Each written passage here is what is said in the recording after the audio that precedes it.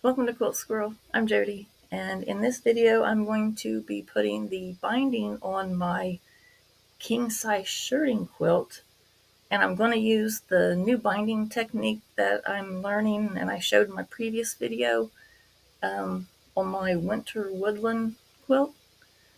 And so I'm going to show you step by step how I squared it, how I am joining my striped binding strips, how I matched up the stripes, how I set up my machine to look for the 1/4 inch beginning and end of each side that I need to do that technique. I'll show you how I mark my binding. So stick around. Okay, the first step is I needed to square up my shirting quilt. So I have my 15-inch ruler. I have my 24-inch ruler, a rotary blade or rotary cutter, and my 3 kettlebells. So the quilt's so heavy, I don't want it pulling or having any kind of drag when I'm trying to straighten the edges. So I have my kettlebells sitting on the quilt.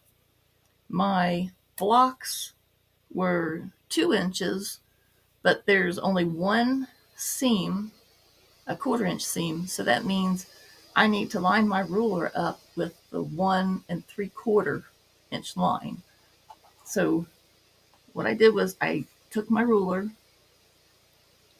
lined up my 1 3/4 inch line, 1 3/4 inch line, and I put a heavy kettlebell on it so it doesn't move. My quilt's not moving, my ruler's not moving. So then I would take my rotary blade and I would cut the corner. I did that to all 4 corners. So then to do the sides, I would take all these off. You get a workout doing it this way. But then I would move my quilt around, put a kettlebell up here to hold it, keep it from moving. Then I would take my 24-inch ruler. I would line up the 1 3/4 inch seam on my ruler. Then I would put heavy kettlebells on it so it wouldn't move. Double check, triple check that I'm on the line, and then I would cut. And then I would keep going until I met the next corner where I had squared. I did it to all 4 sides of the quilt. So now all my sides are straight. So next is I need to prepare the binding. So I'll show you how I do that. I have my binding strips cut at 2 1/4 because I'm going to sew to the front and flip to the back and hand sew down. So I didn't go with the 2 1/2. I'm going with 2 1/4 inch strip width. And to join binding, you can either join diagonally, where you overlay, you sew a diagonal, you flip it over. And the only reason that I know of that people do this is to make the seam less noticeable.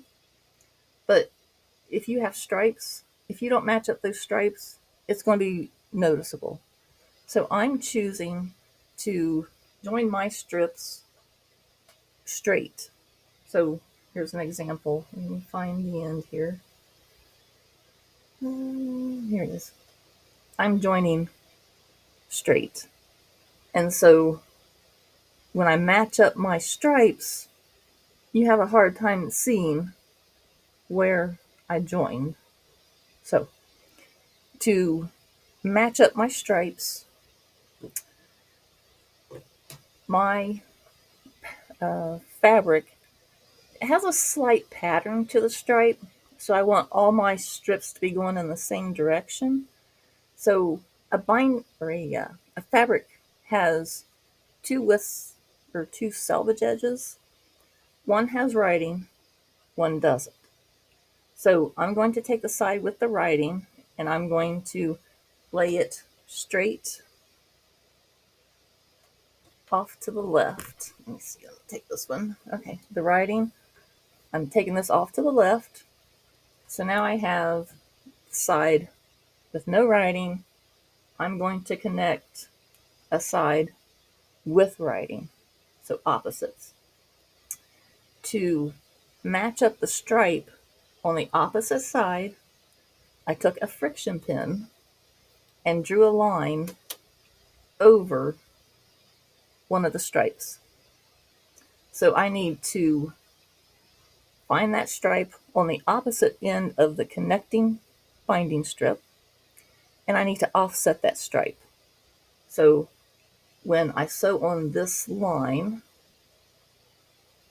that dark taupe line is going to disappear on this end, but I need it to show on this strip. So when I line these up, the side with the marking, I'm going to offset just to the right of its matching line. And then I'm going to sew on this line. So let me match these up and I'll sew the strip down and you can see that strip up.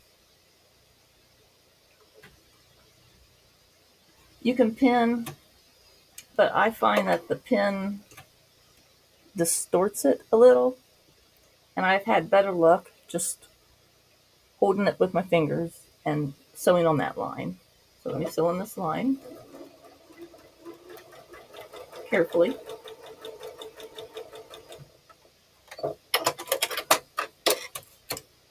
And when I open it up, you'll have a hard time finding my stripe where I connected once I have this pressed open. Pressed open there. So you'll have a hard time finding where I've connected. And so in a width of fabric, I have, or you could get between 40 and 42 inches length, depending on the fabric. So to be on the safe side, I calculated 40 inches.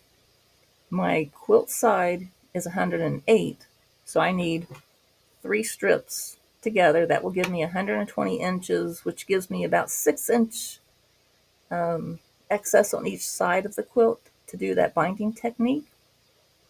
So that's what I'm going to do. I'm going to connect my other strips, and then I am going to fold in half, and then it'll be ready to attach to the quilt. And a benefit to doing the binding with this new technique is when I was taught the technique, I was told it was called competition binding. I don't know if that's the real name of it, but what it does is when you connect your corners, it actually sews the diagonal seam of the corner of your quilt, where if you were going to put a quilt in competition or in a show, you would get points off if you don't sew your corners, the mitered edge together. This step sews it in there automatically. And also, doing it the old way where you sew it, flip it up, and then sew it down the other side, when you get to the very end of your quilt, you're most likely not going to be able to match your seams up again.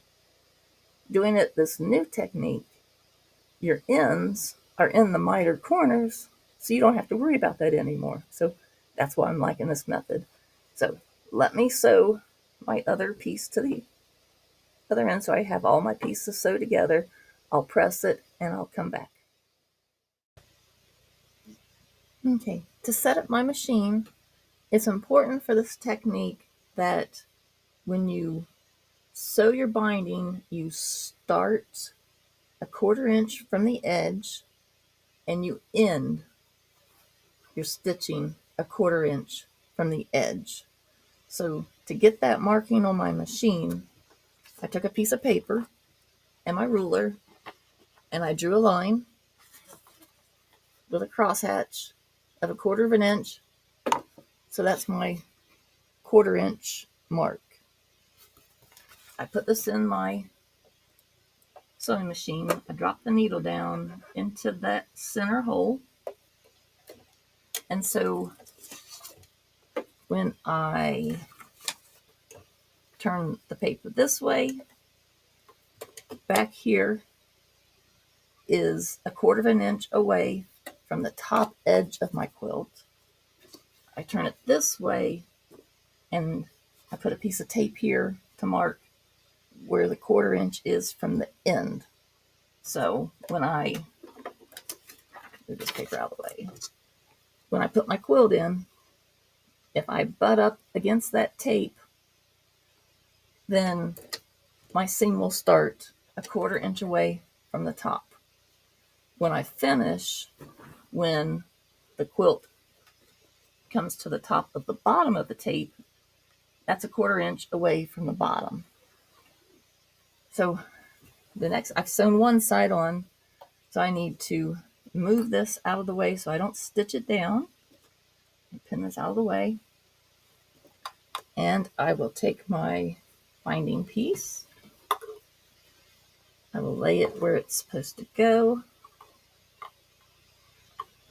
I will butt the corner of the quilt up, touching that tape. Drop it down. So when I start sewing, I will have started 1/4 inch away from the corner. So at the end and the beginning of each side, I will take 1 or 2 stitches and I will backspace.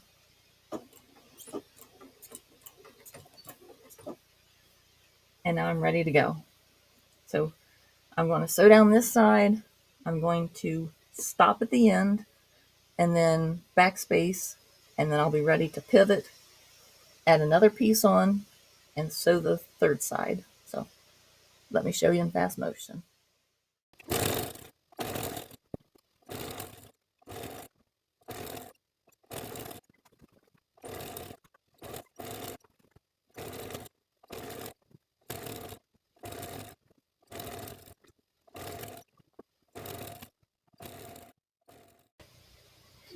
Okay, I'm nearing the end of this side, and so I want the bottom of my quilt to come to the top of this piece of tape, and that will be ending at the 1/4 inch from the end.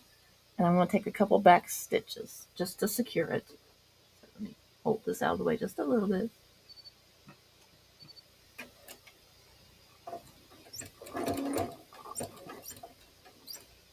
Backspace. Clip it. And I have stopped 1/4 inch from the end. The next side will start here and sew down, and I'll repeat for the last 2 sides. Then next, I will show you how to mark the binding for that new binding technique. So stay tuned. Okay, I'm nearing the end of this side, and so I want the bottom of my quilt to come to the top of this piece of tape, and that will be ending at the 1/4 inch from the end. And I'm going to take a couple back stitches just to secure it. So let me hold this out of the way just a little bit.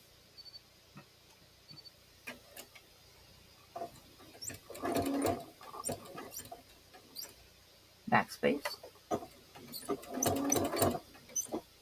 Clip it. And I have stopped 1/4 inch from the end. The next side will start here and sew down, and I'll repeat for the last 2 sides. Then next, I will show you how to mark the binding for that new binding technique. So stay tuned. Okay, I have 2 binding strips together, meeting at the corner. They start and stop a 1/4 inch from the edge. So to mark the quilt, the first thing I need to do is find the center of one of my binding strips. So I'm going to take my 6.5 inch ruler.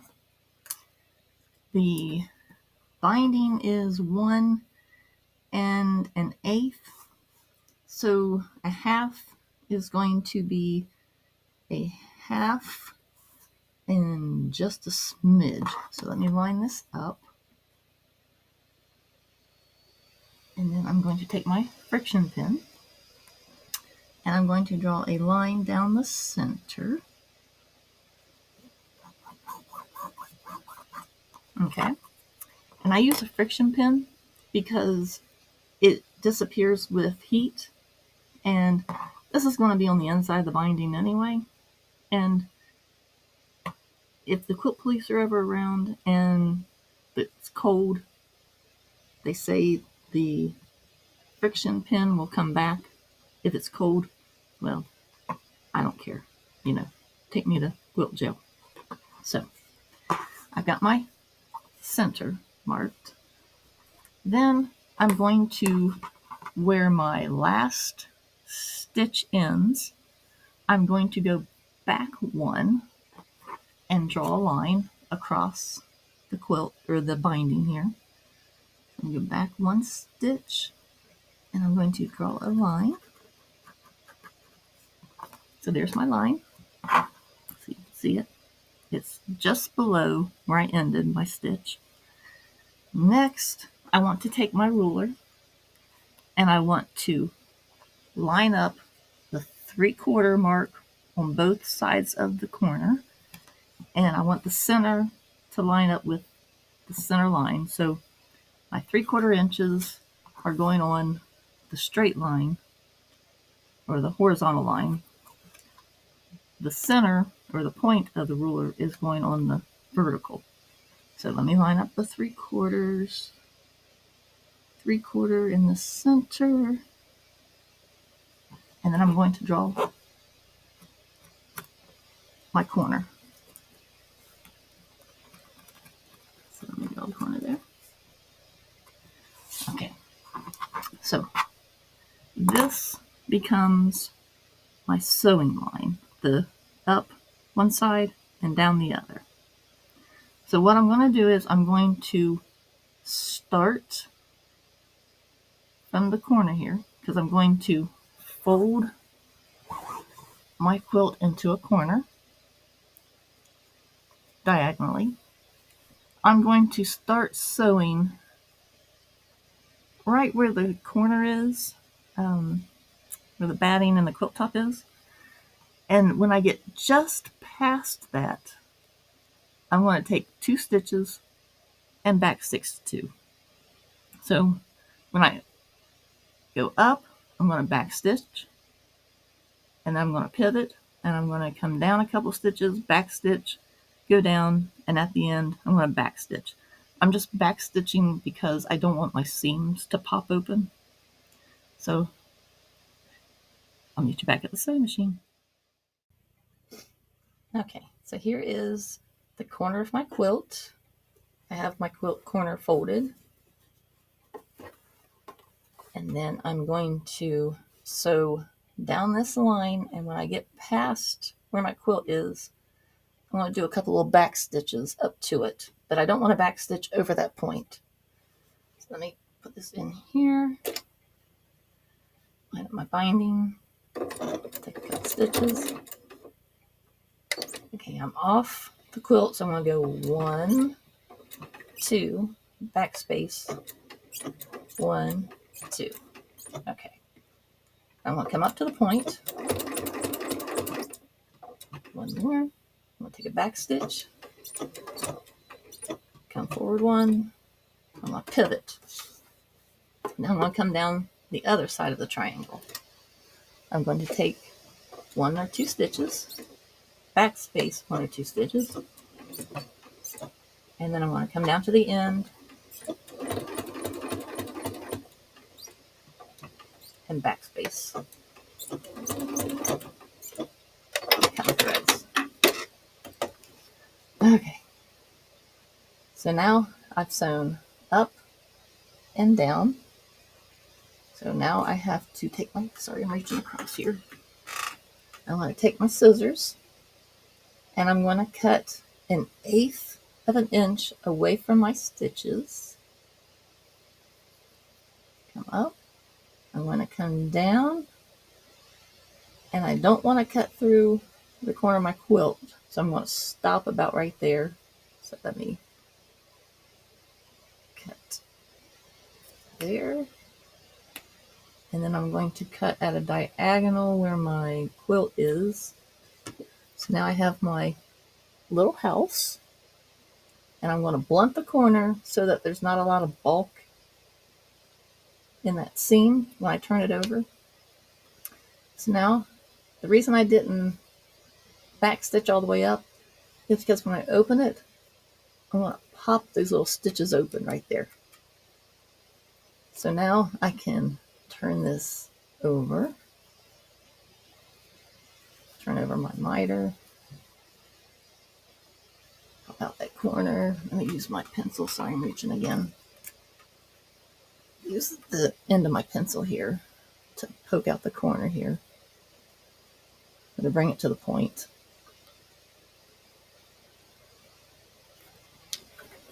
So now my corner is mitered. My miter is stitched together. When I flip it over, my miter is stitched together. So now all I have to do is do all the other corners the same way I just did this one, and I will flip this over to the back, and I will hand sew this to the back. So I'll show you how I slip stitch the backing.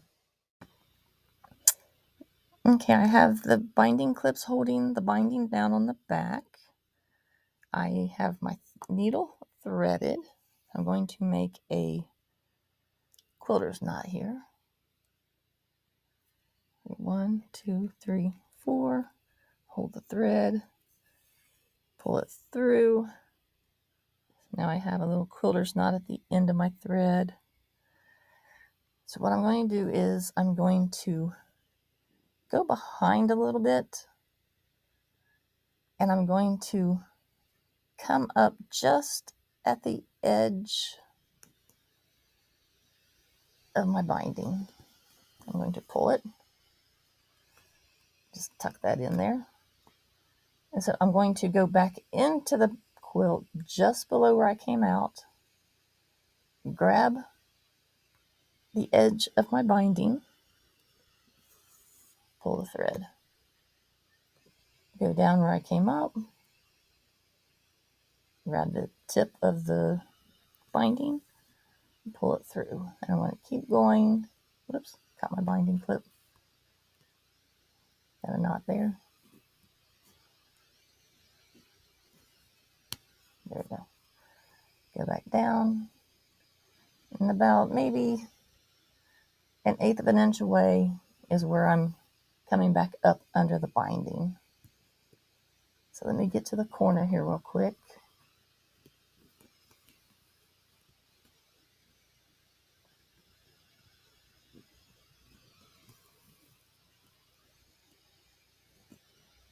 Move that binding clip. And we're almost to the corner.